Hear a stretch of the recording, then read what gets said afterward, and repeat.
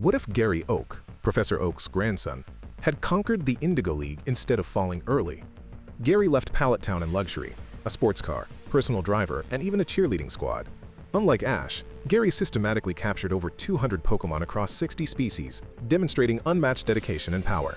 He secured 10 gym badges, exceeding the 8 required, a clear statement of dominance and superiority. His Indigo League roster included powerhouse Pokémon Nidoking, Arcanine, and his ultimate ace, the fully evolved Blastoise. Yet history records his downfall. Melissa's Golem delivered a devastating seismic toss, defeating Nidoking, ending Gary's run. This shocking defeat eliminated him at top 32, a brutal collapse for someone destined for championship glory.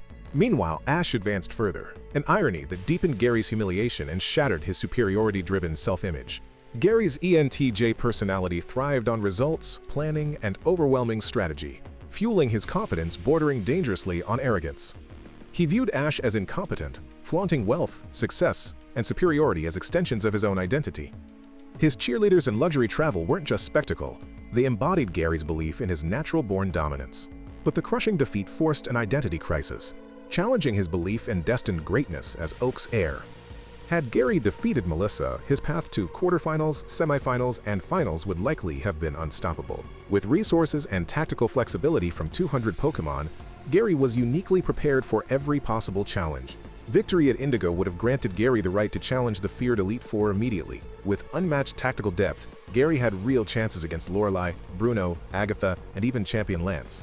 Yet his victory would reshape his personality arc. Humility lost, arrogance validated, and superiority dangerously amplified. Canonically, defeat pushed Gary towards self-reflection, but victory would have erased that essential catalyst for growth. Without this humbling, Gary's path to Pokémon research, his true calling, would never have emerged or existed. Professor Oak, valuing wisdom and humility, would witness Gary's arrogance hardened, straining their bond and mutual respect. Ash's development depended on Gary's downfall, learning battles were unpredictable, and improvement required constant humility and growth. If Gary triumphed, Ash's rivalry would turn toxic, weighed by Gary's endless bragging rights and dominance. Ash's Orange Island's victory would lose meaning, overshadowed by Gary's greater championship achievement in Kanto's prestigious league. The Johto League confrontation would shift tone, champion Gary facing challenger Ash, erasing their rivalry's balanced emotional weight. Gary's victory would validate catching hundreds of Pokémon, influencing trainers to prioritize quantity over emotional bonds. Pallet Town's prestige would skyrocket, as Oak's grandson becoming champion proved the town a breeding ground for greatness. Gary's cheerleaders and entourage would persist, reinforcing shallow displays instead of genuine maturity and inner growth. His unchecked success could trigger arrogance amplification, complacency, invincibility delusion, and destructive consequences for relationships and rivals.